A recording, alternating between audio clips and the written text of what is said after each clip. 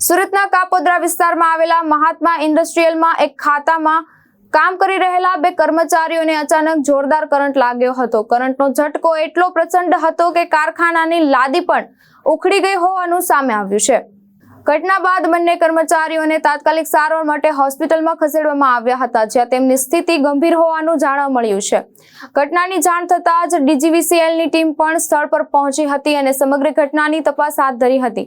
પ્રાથમિક તબક્કે કરંટ કઈ રીતે લાગ્યો અને અકસ્માત પાછળનું ચોક્કસ કારણ શું છે તે જાણવા વીજ કંપની દ્વારા પ્રયાસો શરૂ કરવામાં આવ્યા છે.